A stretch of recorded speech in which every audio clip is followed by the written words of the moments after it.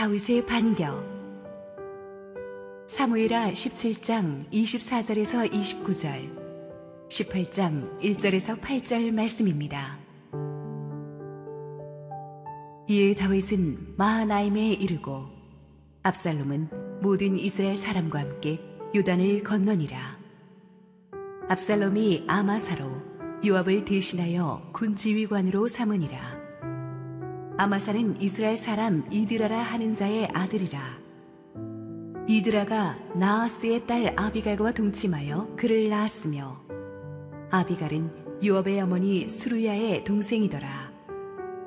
이에 이스라엘 무리와 압살롬이 길르앗 땅에 진친이라. 다윗이 마하나임에 이르렀을 때에 암몬 족속에게 속한 라빠 사람 나하스의 아들 소비와 로데발 사람 암미엘의 아들 마길과 로글림 길르앗 사람 바르실레가 침상과 대야와 질그릇과 밀과 보리와 밀가루와 볶은 곡식과 콩과 팥과 볶은 녹두와 꿀과 버터와 양과 치즈를 가져다가 다윗과 그와 함께한 백성에게 먹게 하였으니, 이는 그들 생각에 백성이 들에서 시장하고 곤하고 목마르겠다 함이더라.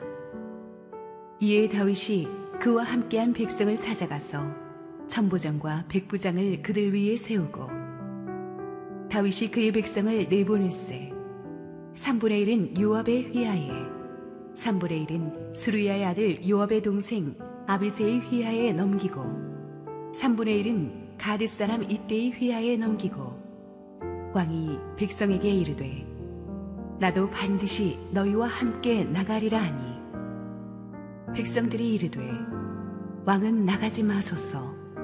우리가 도망할지라도 그들은 우리에게 마음을 쓰지 아니할 터이요, 우리가 절반이나 죽을지라도 우리에게 마음을 쓰지 아니할 터이라. 왕은 우리 10,000명보다 중하시오니 왕은 성읍에 계시다가 우리를 도우심이 좋으니이다 하니라. 왕이 그들에게 이르되 너희가 좋게 여기는 대로 내가 행하리라 하고, 문 곁에 왕이 섬에 모든 백성이 100명씩 1000명씩 대를 지어 나가는지라. 왕이 요압과 아비새와 이때에게 명령하여 이르되 나를 위하여 젊은 압살롬을 너그러이 대우하라 하니, 왕이 압살롬을 위하여 모든 군 지휘관에게 명령할 때에 백성들이 다 들으니라. 이에 백성이 이스라엘을 치러 들로 나가서 에브라임 수풀에서 싸우더니, 거기서 이스라엘 백성이 다윗의 부하들에게 패하매 그날 그곳에서 전사자가 많아 20,000명에 이르렀고, 그 땅에서 사면으로 퍼져 싸웠으므로 그날에 수풀에서 죽은 자가 칼에 죽은 자보다 많았더라.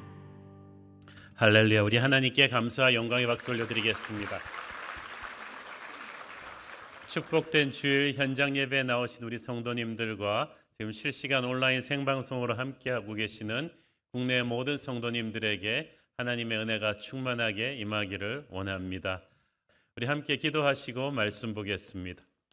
사랑하는 아버지, 은혜를 감사합니다. 오늘도 부족한 종을 감추시고 우리 주님 은혜로 말씀하시옵소서. 예수님 이름으로 기도했습니다. 아멘. 역사를 돌아보면 한 개인이나 나라의 운명을 바꾸는 중요한 전투들이 있었습니다.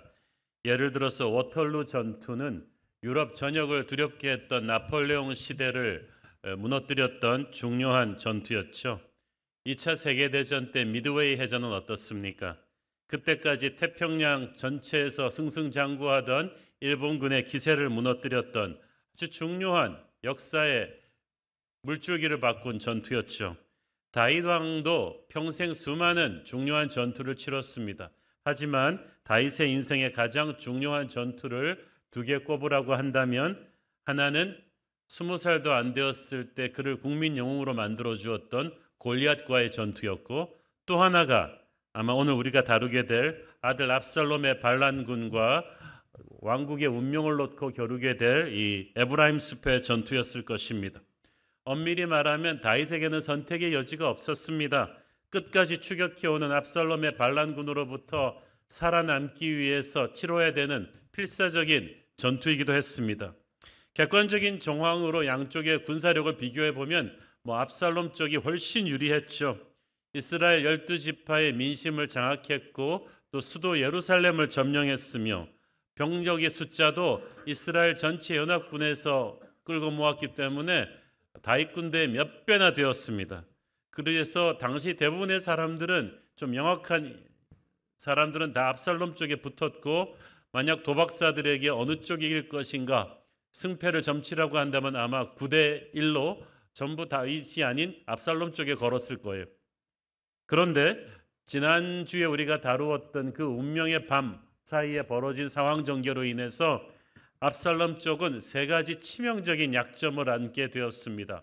첫째는 군사회의에서 다윗을 끝까지 쫓아가서 요단강 건너기 전에 죽이자는 이 아히도벨의 좋은 계략을 압살롬이 선택하지 않은 거예요. 그래서 다윗을 살리기 위한 후세의 계략에 빠졌죠. 그래서 전쟁을 일찍 끝낼 수 있는 타이밍을 놓친 것이고, 둘째는 후세가 밀사를 다윗 왕에 그 밤에 보내서 다윗으로 하여금 무사히 요단강을 건너갈 수 있게 한 것입니다. 강을 무사히 건너간 다윗은 전열을 재정비해서 자기가 원하는 전장에서 압살롬을 유인해서 싸울 수 있게 되었습니다. 셋째는 압살롬 진영에 다윗을 대적할 수 있는 유일한 참모였던 아히도벨이 자결한 것이었습니다. 자기의 전략이 채택되지 않은 것에 큰 상처를 입은 아히도벨, 그리고 다가올 압살롬의 패망을 예견한 아히도벨은 목숨을 끊었습니다. 그러므로 이제 압살롬은 뭐라고 할까요? 중요한 장기를 두면서 차포를 떼고 임해야 되는 그런 위기를 맞았어요. 하지만 이 압살롬의 문제는 위기를 위기로 인지하지 못했다는 거죠. 그저 자기들의 군사 숫자가 많다고 자만에 빠져가지고 한 번 더 다윗에게 진다는 생각을 하지 못했던 것 같습니다. 그 교만이 그의 패망의 앞잡이가 되었습니다. 24절 읽습니다. 이에 다윗은 마하나임에 이르고 압살롬은 모든 이스라엘 사람과 함께 요단을 건너니라. 하나님의 은혜로 다윗 왕이 무사히 요단강 도하에 성공했지만 시간을 조금 번 것뿐이었어요. 압살롬은 이스라엘 전역의 연합군을 다 모은 뒤에 며칠 뒤에 다윗을 추격해서 요단강을 건너 쫓아왔습니다. 모든 이스라엘 사람이라고 한 것으로 봐서 이스라엘 12지파에서 모였던 연합군입니다. 거대한 대군입니다. 학자들은 적어도 몇만 명 이상의 큰 군사였을 거라고 추측합니다. 다윗의 군대는 4,5천에서 많아야 10,000명 정도로 추정이 되었습니다. 이 다윗이 마하나임을 임시 사령부로 삼아서 압살롬과의 일전을 준비했는데 잠시 반란군과 다윗 군대가 이때까지 이동한 경로를 조금 지도를 통해서 설명드리도록 하겠습니다. 헤브론에서 압살롬이 반역을 일으켜서 군대를 몰아서 예루살렘으로 진격해 왔죠. 다윗이 예루살렘 궁을 버리고 도주해서 길갈에서 한번 숨을 돌린 뒤에 지난주에 우리가 다루었던 요단강 도하에 성공합니다. 요단강을 건너자마자 다윗은 마하나임으로 이동을 하죠. 거기서 아마 군사적인 요충지고 각과 므낫세 지파의 경계선에 있는 곳인데, 마하나임에서 전열을 재정비하고 전장을 에브라임 숲으로 선택을 합니다. 이 에브라임 숲으로 선택을 한 데는 이유가 있는데 그것은 좀 이따 말씀드릴게요. 어쨌든 이 마하나임이라는 장소가 군사적인 요새지이면서 영적인 히스토리가 있는 곳이었어요. 오래전에 야곱이 고향으로 돌아왔을 때 무서운 형 에서와 그의 400명 군대와 대면하기가 너무 두려워서 어쩔 줄 모르고 있었을 때 하나님께서 환상을 야곱에게 보여주셨죠. 창세기 32장 1절 2절. 야곱이 길을 가는데 하나님의 사자들이 그를 만난지라. 야곱이 그들을 볼 때에 이르기를 이는 하나님의 군대라 하고 그 땅 이름을 마하나임이라 하였더라. 그 에서의 군대에 비하면 자기는 아무것도 아니라는 두려움에 사로잡혀 있는 야곱에게 하나님이 보여주시는 환상이 마하나임이에요. 너희에게는 에서의 군대보다 더 큰 하나님의 군대가 있다. 두려워하지 말라. 800년이 지난 지금 다윗은 그 마하나임을 거점으로 해서 압살롬의 반란군과 운명을 건 일전을 준비합니다. 이스라엘 백성들이라면 누구나 이 마하나임에 얽힌 야곱의 전설을 알고 있어요. 그래서 다윗은 어쩌면 이 마하나임을 통해서 궁지에 몰린 자기와 부하들에게 어떤 메시지를 던지려 했는지 모르겠습니다. 상대가 아무리 강해도 하나님의 군대 마하나임, 우리 조상 야곱과 함께했던 마하나임의 하나님이 우리와 함께 하신다면 우리는 반드시 이 불리한 전쟁에서 승리할 수 있을 것이다 라는 메시지를 다윗은 던지고 있었던 거예요. 그런데 다윗을 추격해간 압살롬이 한 일이라고는 군대 사령관을 자살한 아히도벨 대신 아마사로 세운 것 뿐이었습니다. 아마사는 다윗 쪽의 총사령관 요압의 사촌이 되는 사람이에요. 그렇지만 사촌지간이 그렇게 사이가 좋았던 것 같지 않습니다. 좀 있다가 요압한테 죽거든요, 아마사. 그래도 아마사가 아마 가장 유능한 장군이었기 때문에 총사로 세웠겠죠. 그러나 아마사는 아히도벨을 대체할 만한 그릇은 아니었습니다. 게다가 백전노장 다윗과 맞설 만한 인물은 더더욱 아니었습니다. 그렇지만 압살롬은 누구를 총사령관으로 세우든 상관없다고 생각했어요. 이게 문제였어요. 반란 초기부터 한 번도 제대로 된 전투를 하지도 않은 채로 승승장구하면서 예루살렘을 점령했기 때문에, 게다가 12지파에서 모여든 연합군의 군세가 대단했기 때문에 압살롬은 자신감이 충만했습니다. 그래서 그런지 압살롬은 아버지 다윗이 왜 굳이 마하나임까지 도주했는지, 어떻게 병력 배치를 하는지에 대해서 치밀하게 고민하거나 준비하거나 스파이를 보내서 정탐하거나 하지도 않았어요. 그렇다고 하나님 앞에 간절히 엎드려 지혜를 구하는 기도도 안 드렸습니다. 그저 자기 힘만 믿고 오만하게 진군해 왔죠. 그 교만과 안일함이 압살롬의 곧 다가올 멸망의 단초가 되었습니다. 자, 마지막 운명의 일전을 앞두고 다윗 군대에게 있어서 극복해야 될 중요한 문제가 하나 있었는데, 그것은 병참 문제였어요. 식량과 식수, 그 외 야영에 필요한 물품이 몇천 명이 써야 되니까 정말 중요한데, 지금 다윗 군대와 백성들은 밤을 새워 요단강을 건너 도망 오느라고 지칠 대로 지쳐 있고, 그 광야 어디서 그런 막대한 물자를 구하겠어요. 그런데 압살롬의 군대는 이미 예루살렘에서 풍부한 군수품을 보급받아 가지고 오기 때문에 절대적으로 유리했고, 다윗의 군대는 큰 위기에 놓인 것입니다. 그런데 이 중요한 순간에 하나님이 보낸 산타클로스들이 다윗에게 딱 도착을 했어요. 27절 29절 읽습니다.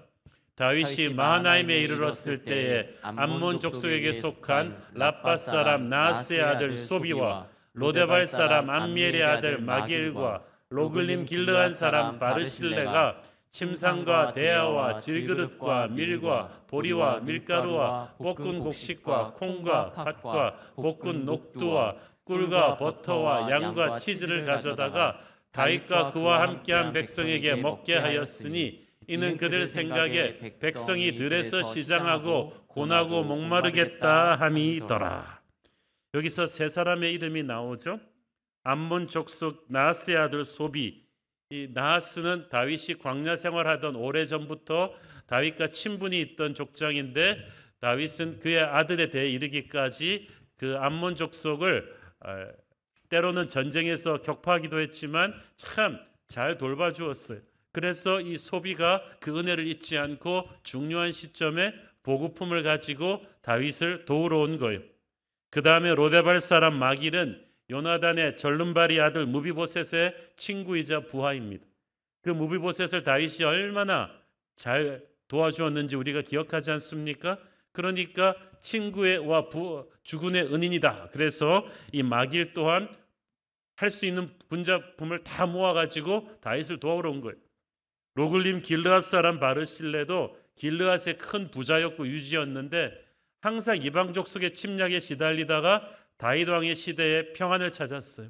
그래서 고마운 마음에 또 자기가 할 수 있는 모든 물자를 다 모아가지고 다윗에게 달려왔습니다.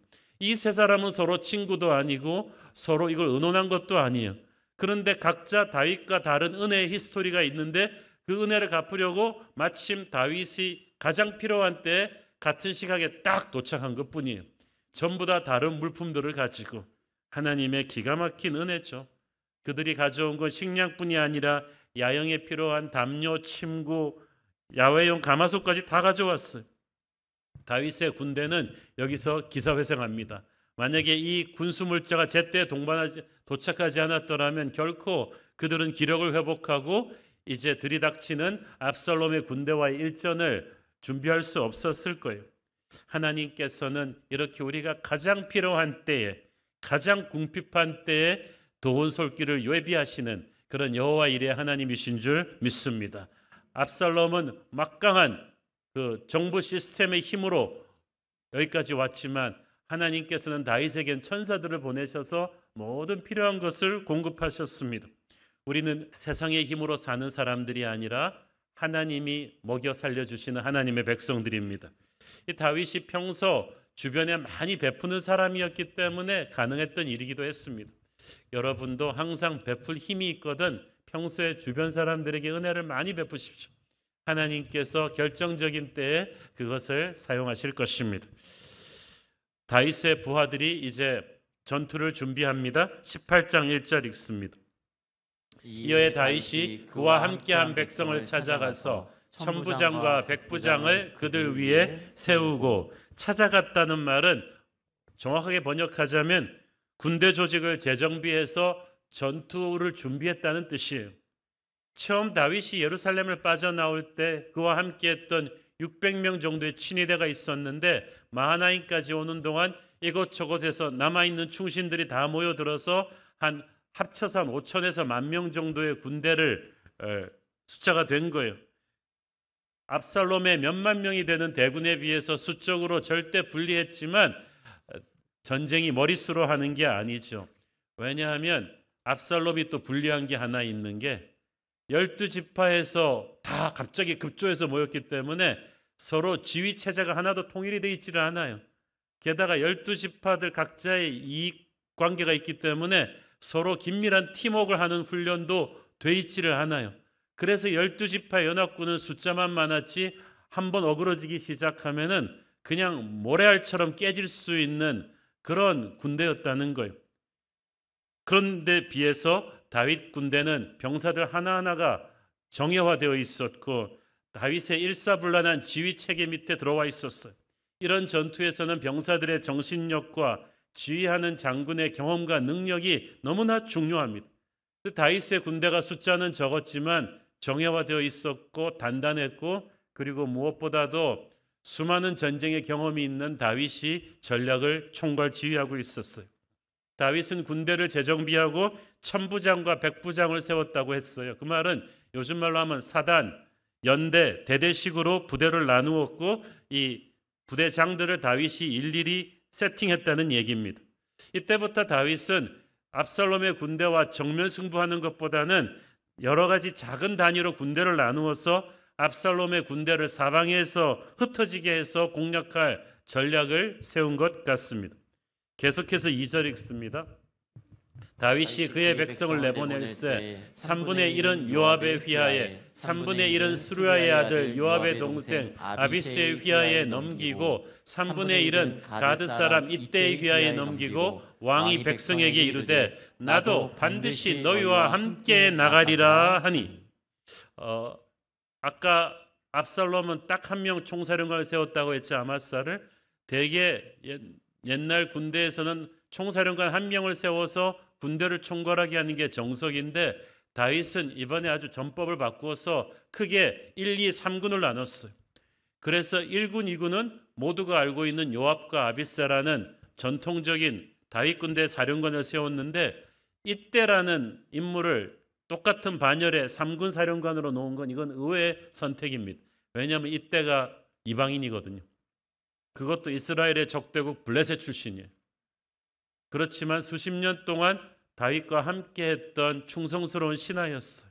나중된 자가 먼저 된다고 다윗이 그 이때의 충성심을 높이 산 거죠. 그리고 이때의 군대를 다윗이 투입했다는 것은 놀라운 의미가 있습니다. 이때가 다윗의 신변을 호위하는 친위대장이거든요. 그래서 이때의 군대 600명을 다윗이 전투에 투입했다는 것은 유사시에 자기를 지켜줄 경호원들도 전부 다 내보냈다는 뜻이에요.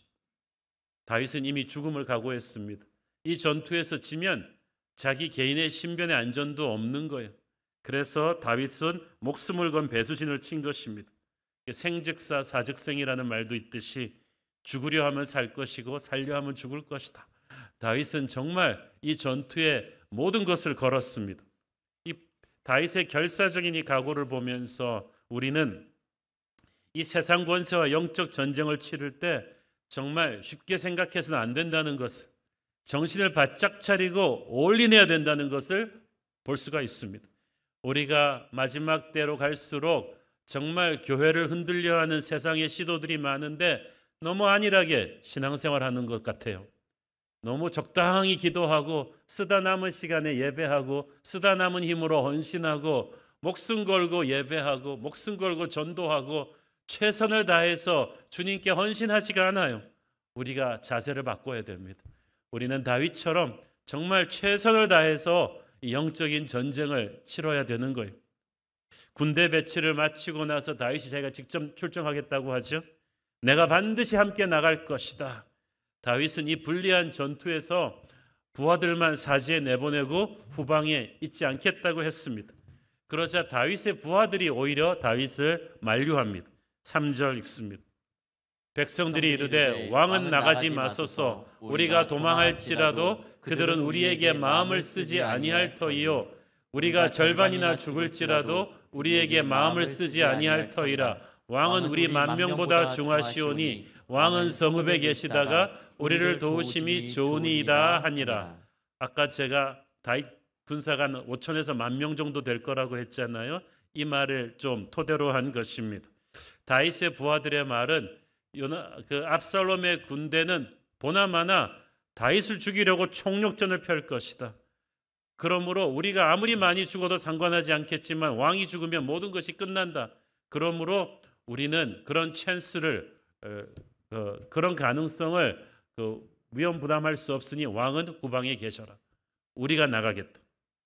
다윗의 신하들은 자신들의 목숨을 던져서 주인인 다윗을 지키려고 했어요. 반면에 압살롬의 부하들은요, 후세의 계략에 넘어가지고 압살롬의 교만함을 오히려 부추겨가지고 전쟁터로 아주 위세 좋게 진군해 왔습니다. 이 양쪽 군대 총사령관의 이 결기와 지휘력 차이, 그리고 부하들의 충성심만 딱 비교해 보더라도 이미 전쟁을 시작하기 전에 우리는 누가 이길 것인지 대충 짐작할 수가 있어요. 다윗의 부하들이 목숨을 바쳐서 다윗을 지키려고 했듯이 우리도 우리의 대장 되신 예수 그리스도를 위해서 좀 목숨까지 바치려는 의지가 있어야 돼요. 코로나 기간 동안에 참 교회들이 고생을 많이 했어요. 세상으로부터 오해도 많이 받고 욕도 많이 먹었지만 또 알곡과 쭉정이를 가르는 시기가 되기도 했습니다. 누가 만약에 오해를 받고 욕을 먹더라도 자랑스럽게 자신이 크리스찬임을 세상 앞에서 고백할 것인가? 누가 불이익을 받고라도 예배 자리에 나올 것인가? 누가 크리스찬임을 부끄러워하지 않을 것인가? 우리 주님은 우리를 위해서 십자가에 죽기까지 하셨는데 우리는 과연 주님을 위해서 목숨을 내놓을 준비가 되어 있는가? 이런 것을 우리는 이 본문을 통해서 조금 생각해 봐야 합니다. 4절 읽습니다. 왕이 그들에게 이르되 너희가 좋게 여기는 대로 내가 행하리라 하고 문 곁에 왕이 섬에 모든 백성이 100명씩 1000명씩 대를 지어 나가는지라. 다윗은 자기의 출정을 만류하는 부하들의 말을 듣기로 했어요. 생각해 보니까 이렇게 불리한 전투에서 부하들이 자기 개인 신변의 안전까지 신경 쓰게 되면 100% 마음 놓고 싸우지 못할 것 같아요. 그래서 후방에 남아서 지휘하기로 합니다. 이로 인해서 압살롬 쪽은 다윗을 전장에서 죽일 수 있는 계략이 다 무너져 버렸죠. 다윗의 군대가 이제 출병을 하는데 다윗이 사령부 데스크에 앉아 있지 않고 출전하는 군대 문 옆에 서서 100명씩 1000명씩 부대별로 출정하는 부하들을 친히 전송했습니다. 굉장히 가슴 찡한 장면이었을 거예요. 무기도 병력 숫자도 모든 것이 절대적으로 불리한 전투입니다. 승패는 물론 살아 돌아오는 것도 보장할 수가 없는 싸움입니다. 그러나 이 전투에서 패배한다면 나간 부하들뿐 아니라 여기 남아있는 다윗과 백성들도 어떻게 될지 몰랐습니다. 죽는 타이밍이 다를 뿐이지 모두가 끝나는 거예요. 그렇기 때문에 정말 비장한 심정이었습니다. 이미 적군은 수도 예루살렘을 점령했고 이스라엘 전역에서 온 연합군들로 대군을 이루었습니다. 당시 좀 똑똑한 사람들은 다 그쪽에 줄 섰어요. 그런데 다윗 편에 남아있는 사람들은 끝까지 다윗에게 충성하는 우직한 충신들 뿐입니다. 그러나 그들은 자기들이 사랑하는 왕 다윗을 위해서 이미 죽을 준비가 다 끝났습니다. 다윗은 문 앞에 서서 자기에게 차례로 경례를 하고 고개를 끄덕이면서 나가는 부하들을 보면서 가슴에서 막 눈물이 울컥 솟았을 거예요. 그러면서 서로에게 말했겠죠. 반드시 우리는 살아서 다시 만나야 한다. 그는 정말 기도하는 마음으로 눈물이 글썽한 채로 부하들을 전장으로 보냈습니다. 제가 이 다윗의 마음을 다 이해할 수는 없지만 우리가 특세 기간 동안에 이렇게 새벽 집회 끝날 때마다 제가 7층 기도실에서 쭉 제 방에서 보면 여러분들 차들 쫙 빠져나가는 거 보이거든요. 근데 그때마다 제가 이렇게 막 축복 기도를 합니다. 이 험한 시대에 크리스천으로 살기 쉽지 않은 시대에 우리 성도들 세상 속에 들어가서 보호받게 하시고 승리하게 하소서라고 저도 그때 기도를 참 특세 40일 내내 많이 했던 기억이 나는데 다윗 정도로 비장한 건 아니었겠지만 요즘 그 세상 속에서 우리 크리스천으로 살아가는 거 쉽지 않아요. 막 전쟁터로 나가는 것 같아요. 다윗의 군대가 그렇게 비장한 각오로 이렇게 출정을 했을 것입니다. 그런데 거기까지는 좋았는데 그 직전에 다윗이 자기 군대 사령관들에게 의외의 명령을 내렸어요. 5절 읽습니다. 왕이 요압과 아비새와 이때에게 명령하여 이르되 나를 위하여 젊은 압살롬을 너그러이 대우하라 하니 왕이 압살롬을 위하여 모든 군 지휘관에게 명령할 때에 백성들이 다 들으니라. 나를 위해서 너그러이 대우하란 말은 내 얼굴을 봐서 내 마음을 생각해서 압살롬을 살려주라는 뜻입니다. 아니 이게 뭔 소리인가? 완전히 병사들의 사기에 찬물을 끼얹는 얘기 아니에요? 지금 이렇게 불리한 전투에서 필승 전략은 압살롬을 죽이는 겁니다. 어떻게든 압살롬을 죽이면 이 전쟁에서 승세를 잡을 수가 있는데 아니 압살롬을 살려주라는 거예요. 어떻게 이렇게 다윗 왕이 공과 사를 구별 못하는 그런 명령을 내릴 수가 있는가? 다윗도 자기 명령이 앞뒤가 안 맞는다는 걸 알고 있었어요. 그럼에도 불구하고 이 명령을 지휘관들한테 몰래 얘기한 것도 아니고 전 병사가 듣게 크게 얘기했어요. 젊은 압살롬을 너그럽게 대하라고 했는데 여기서 히브리어 원어로 젊은 압살롬은 아무것도 몰라서 철없는 소년이란 뜻이에요. 서른이 넘은 아들을, 결혼해서 처자식도 있는 아들을 아무것도 모르는 철없는 어린 소년 같으니까 살려주라는 거예요. 야, 이 못된 인간을 반역을 일으키고 아버지를 죽이려 하는 아들인데 아버지는 그래도 걔는 살려주라는 거예요. 참 이게 부모 마음입니다. 우리는 여기서 십자가에 못 박히신 예수님께서 자기를 못 박는 자들을 보시면서 저들이 뭘 모르고 한 짓이니까 살려달라고 용서해달라고 기도했던 예수님의 마음을 봅니다. 아버지의 재산을 타향해서 탕진해버린 탕자를 그래도 아들이라고 반겨주는 하늘아버지의 용서의 마음을 봅니다. 저지른 죄를 생각하면 절대 용서 못하지만 아버지이기 때문에 용서하고 살려주고 싶은 거예요. 속도 없어요, 다윗은. 그런데 그래서 하나님이 다윗을 사랑하신 거예요. 논리적으로 맞지도 않고 속도 없지만 정말 하늘아버지의 마음을 닮은 사람 아니겠습니까? 어쨌든 다윗 군대와 압살롬 군대는 에브라임 숲에서 운명의 일전에 들어갔습니다. 다시 한번 아까 보았던 양군의 전투가 벌어진 곳의 지도를 보겠습니다. 에브라임 숲풀이 아까 말씀드렸듯이 이게 보통 숲풀이 아닙니다. 상수리 나무와 바위와 웅덩이와 구멍과 늪지대들이 사방에 깔려 있는, 한번 들어가기만 하면은 굉장히 운신이 힘든 그런 험한 곳이에요. 뭘 좀 아는 군대 지휘관이라면 절대 자기 부대를 일로 몰아넣지를 않아요. 압살롬이 너무나 교만하지 않았더라면 결코 이런 곳에 전장터로 끌려가서 싸우지 않았을 거예요. 이곳은 지키는 쪽은 너무나 유리하고 지형을 모르고 공격하는 쪽은 너무나 불리한 그런 곳이었습니다. 다윗은 바로 이 지리적인 이점을 이용해서 압살롬의 대군을 이곳으로 끌어들인 것입니다. 야전 전투 경험이 없는 압살롬은 자기 군대의 머릿수만 믿고 이곳으로 진군에 들어온 거죠. 그리고 그것이 그날 그의 운명을 끝내버렸습니다. 6절 8절 읽습니다.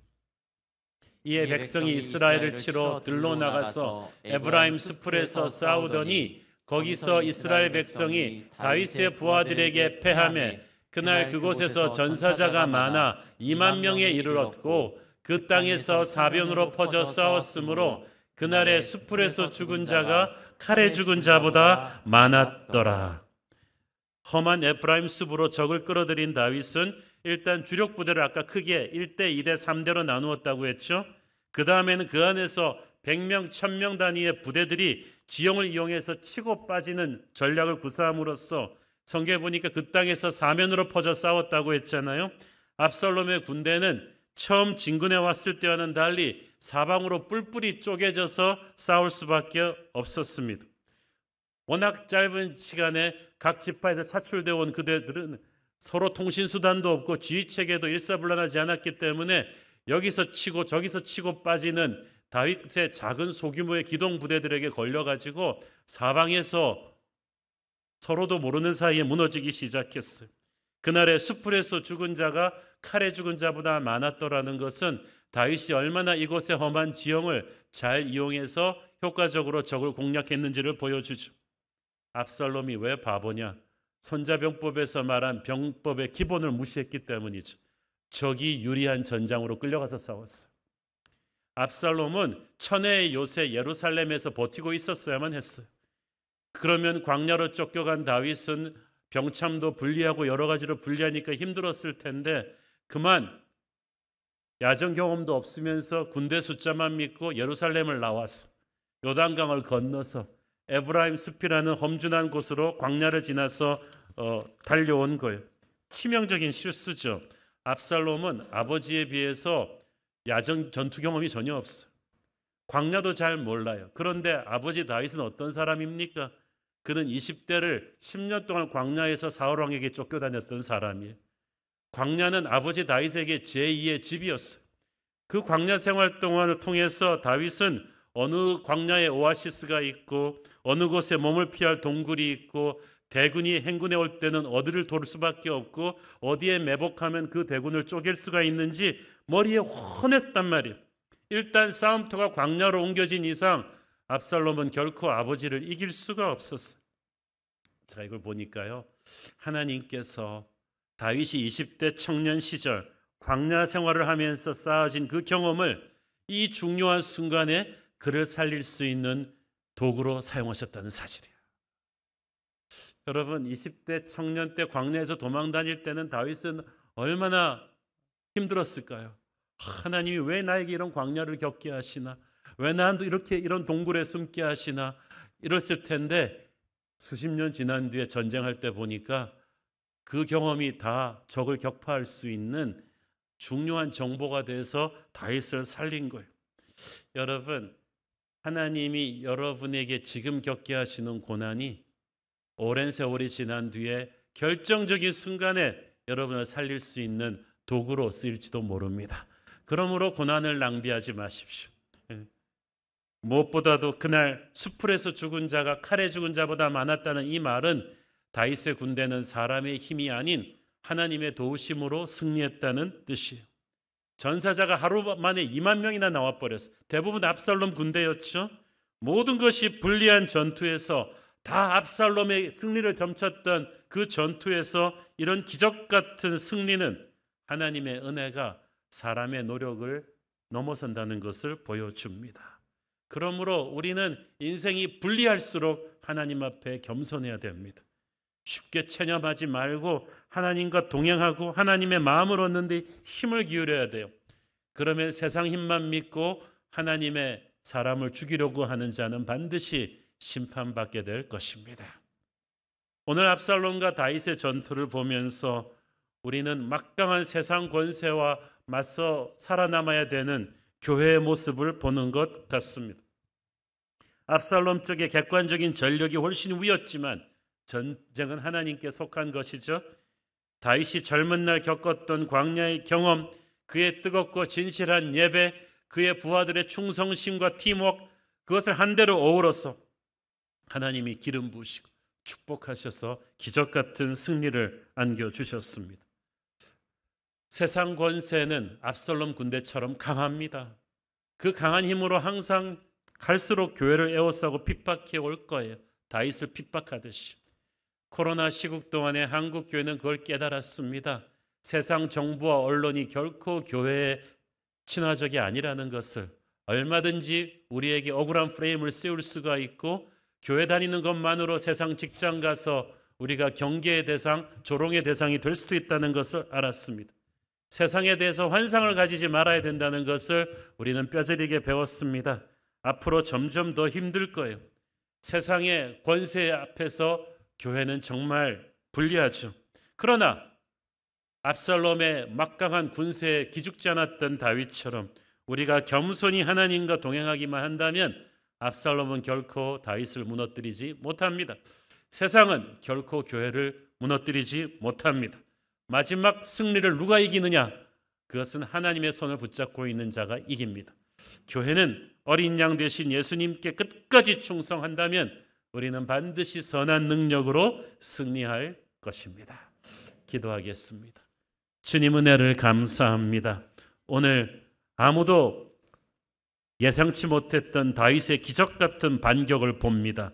하나님, 막강한 압살롬의 군대가 막강한 세상 권세처럼 교회를 핍박하는 시대이지만 하나님, 우리가 다윗처럼 하나님 앞에 똘똘 뭉쳐서 서로 사랑하며 일어난다면 반드시 승리할 수 있을 줄로 믿습니다. 예수님 이름으로 기도했습니다. 아멘.